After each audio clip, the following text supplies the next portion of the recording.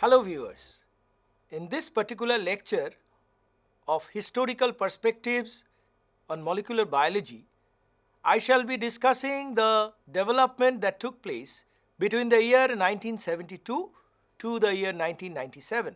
This molecular biological development is marked with the discovery of cell membrane by Nicholson and Singer. This model, they named it as fluid mosaic model. In this particular slide, you can see that there are the basic structure having the phospholipid bilayer with two types of protein, namely the integral protein and the surface protein, and the protein is attached to glycoprotein or oligosaccharide receptor. This particular structure is also having the different molecules of cholesterol in between the phospholipid, which increases the dynamicity. There were also protein fibril towards the base of the membrane, which will give the support to the membrane. This particular structure was discovered in 1972, but since then, whatever discoveries have taken place, they have actually followed the basic double membrane structure or basic bilayered membrane model or fluid mosaic model. Subsequently, it was in the year 1982 that Karnofsky actually developed on this model, and this model was called the lipid raft model. So what is lipid raft? Mind you, it is not a separate structure. You can see in this figure, lipid raft include a specific area having the different phospholipid molecule in between two cholesterol molecule. So basically this type of structure or a lipid raft is helping in the rapid transfer of material from outside to inside or vice versa. And they also help in the action which is called flip-flop mechanism of the membrane, so the membrane becomes more dynamic. But mind you, this basic structure of lipid raft, which is phospholipid associated with cholesterol, is actually a development of the fluid mosaic model. But it was in 1973 that Cohen and Boyer actually they first time showed that bacteria can be used in gene transfer, and this is a unique way of producing transgenic organism. What is the basis of the transgenesis? You can see it is written there. That is, the living organism are able to serve as carriers for genes from one to another organism, and there are specific enzymes which will cut the DNA fragments, and this particular DNA molecules are inserted and ligated to the target organism. This is how you produce a transgenic organism. And the medium of transfer is this type of plasmid, which is a circular DNA. You can see here, which is the common, the PSC 101. It is having a specific antibiotic resistant gene as the marker gene, and it is also having a specific insertion site where the gene of interest is inserted and transferred. And what are the stages?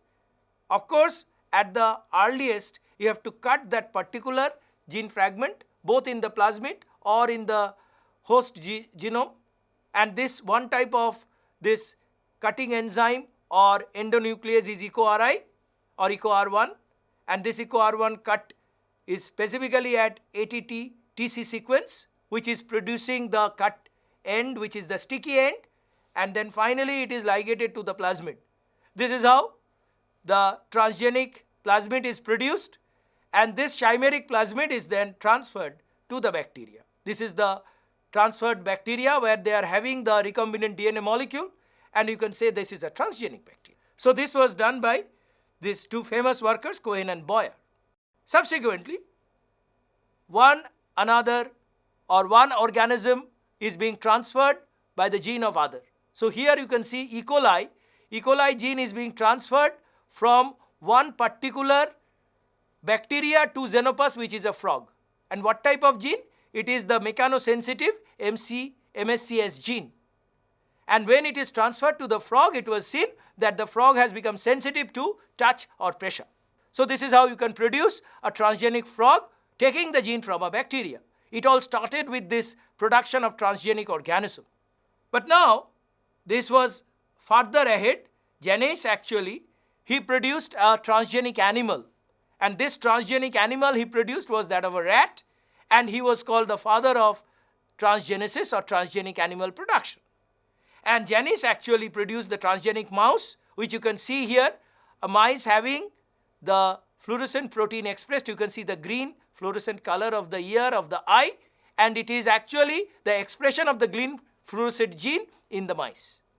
Subsequently, it was Kohler and Milstein in the year 1975. They developed a unique antibody, and this antibody is called the monoclonal antibody.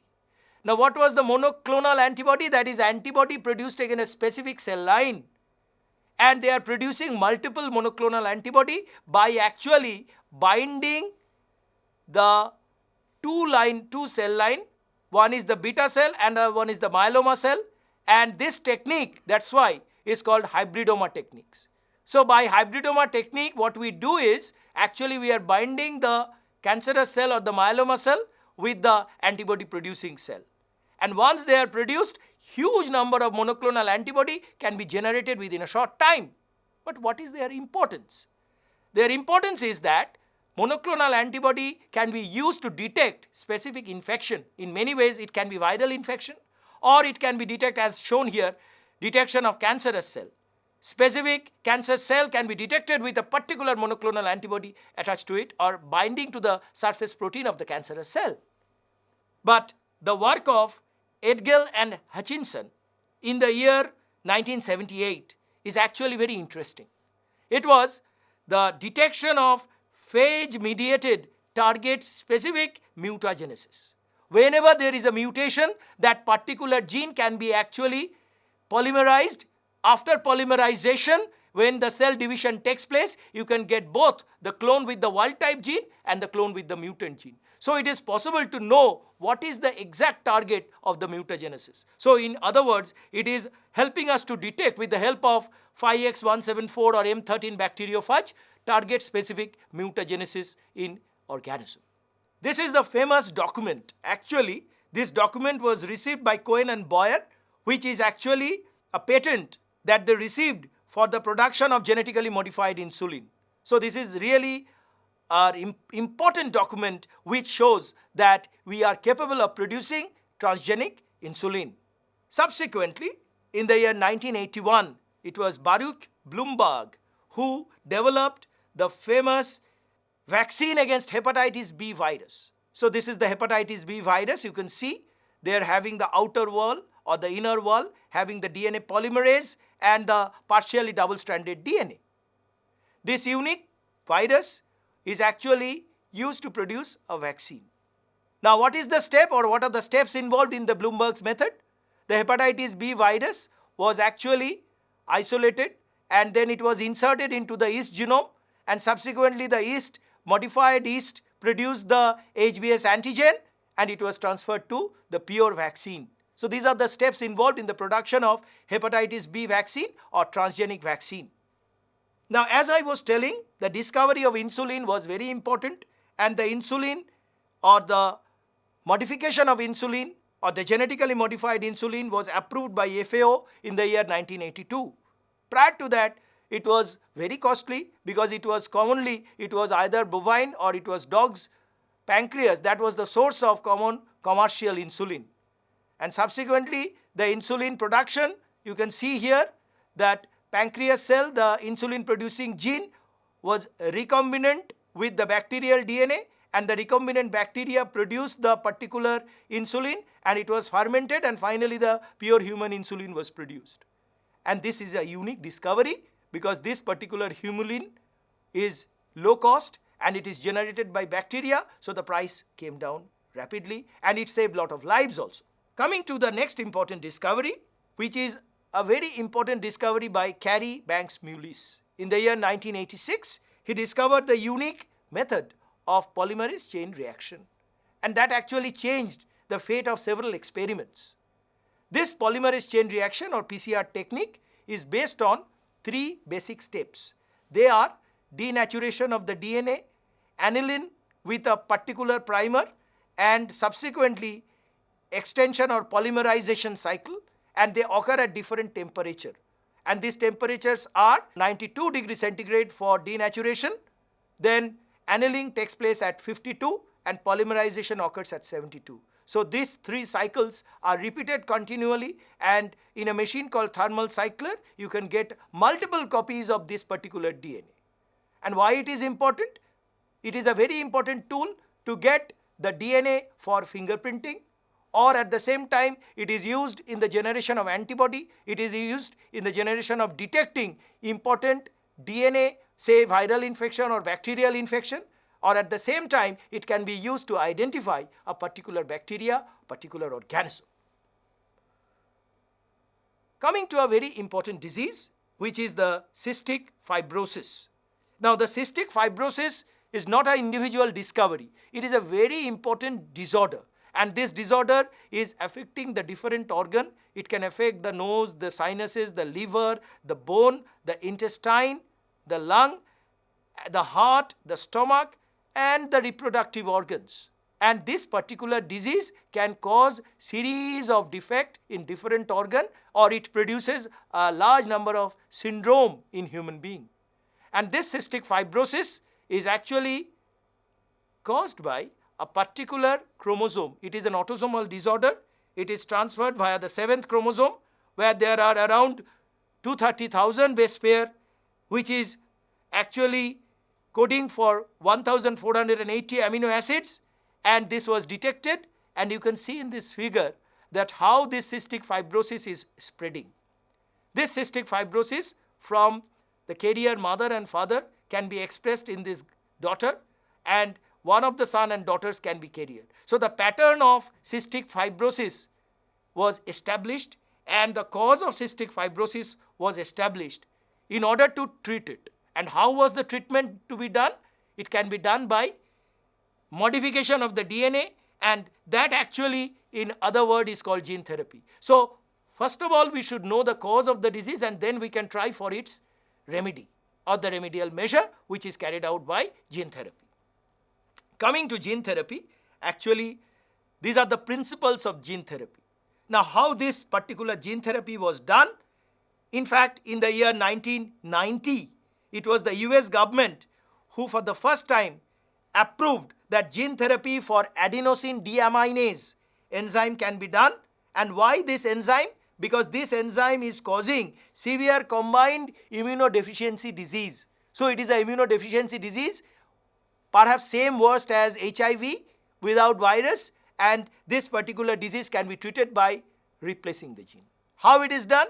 Normally the gene for the isolation of this particular disease was inserted into the virus, and then the virus's gene is inserted into the tissue culture, and finally it was expressed in the organism or human in this case, and thereby the human is actually totally cured of this particular disease. So this is the principle of ex vivo gene therapy, which was recognized by the US government in the year 1990. And patients who suffered from SCID were treated with gene therapy with the Dr. Culver and Anderson, and they were actually cured because of this gene therapy.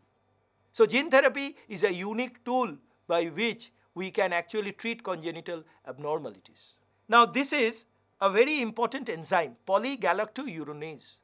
This polygalacturonase actually is a pectolytic enzyme having specific site. This is the site where it acts, and it actually cleaves the pectin, and thereby as it cleaves the pectin becomes degraded into smaller sugar molecule.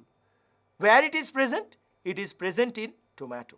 So this particular polygalacturonase gene was isolated, and thereby it was actually developed by Anderson's sequence technique by Calgene, and thereby they produced a tomato which is having flavor and it is having a greater shelf life. So this tomato is called flavor saver tomato, and this was marketed by Calgene in the year 1994. The basic principle is that the polygalacturonase enzyme is reduced, and as it is reduced, the wall of the tomato is protected and it can be kept in the shelf for a longer period. So in other words, it is saving the flavor for a longer time. These are the particular steps involved, that is the flavor saver tomato. The germplasm was available to the farmers, and it was grown and it was produced in greater number, and thereby the value of the tomato, the shelf life increases. Coming to the last major discovery in this particular lecture. This is the work of Wilmot. Wilmot produced the first animal clone, and that is a transgenic clone without the act of sexual reproduction, and this was called the dolly, the famous sheep. What was the principle?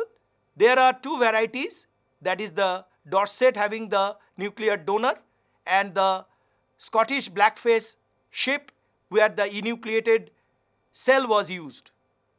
Now what happened was that a particular variety, here it is the black variety, the cells, the teat cells were enucleated, and the enucleated cells of the Dorset here was actually having the nucleus of this particular donor of the blackface variety. So in other words, what I am trying to say is that the teat cells, which is a diploid cell in the Dorset, is getting the nucleus of the black variety, and this is a transgenic, and then because it is a diploid cell, it will develop into an adult, and thereby this particular dolly was produced with the help of a surrogate V.